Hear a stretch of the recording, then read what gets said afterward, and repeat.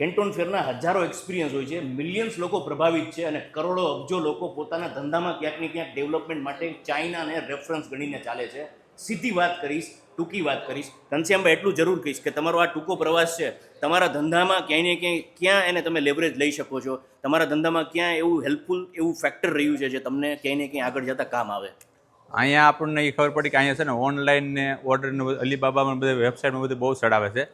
તો આજે મારા જે સુરતની અંદર બેકરી કેક શોપ છે, રાજકોટ, અમરેલી, બોટાદ ને ઉગામેડી, તો અહીંયા મારે ઓનલાઈન વાળી વસ્તુ નથી. તો અહીંયા આવી મને એમ ખબર પડી કે હવે દિવાળી પછી આપણે ઓનલાઈન અંદર જવું છે, આપણે વેબસાઇટ એપ્લિકેશન બધું બનાવવું છે, ક્લાઉડ કિચિંગ કરવા છે અને આપણે બધે માલ પૂગે એ ટાઈપનું કરવાનો વિચાર આપણને અહીંથી આવ્યો. અને ધંધાની અંદર ઓનલાઈનમાં જે એફિશિયન્સીથી કામ થાય છે, જે ચપળતાથી કયો, જે ચાલાકી કયો, જે હોશિયારી કયો, જે બાહોશી કયો, અને જે સૌથી અગત્યનું છે કે એજ્યુકેશનને ઇમ્પ્લિમેન્ટ કર્યું છે ને, એ ઓનલાઈન ધંધામાં ક્યાંક ને ક્યાંક તમારા ધંધામાં કેવી રીતે એને હેલ્પફુલ થઈ શકે એ બી પ્લીઝ શેર કરજો. હા, એ જ આપણે વેબસાઇટનું અહીંથી જાણ્યું ને, આપણે કોઈ આઈને પૂછવી કે ભાઈ અમારે ઓર્ડર દેવાનો છે, તે કે અમારે વેબસાઇટ ઉપર જોઈ લેજો.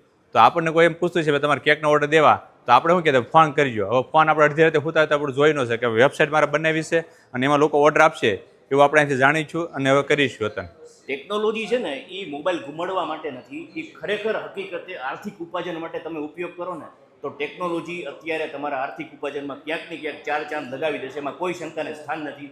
એ પછી તમારી કોઈ પણ પ્રકારની નાની એવી શોપ હોય ને એમાં તમે લાખોમાં ન પૂજાવ ને તો એ વાત ખોટી. કારણ કે આજે સોશિયલ મીડિયા પ્લેટફોર્મ એવું છે, એપ્લિકેશન વેબસાઇટ પ્લેટફોર્મ એવા છે કે તમે ધારો ને તો આવતીકાલે લાખો લોકોમાં, કરોડો લોકો સુધી પહોંચી શકો, તમારી ઈચ્છા શક્તિ બળવાન.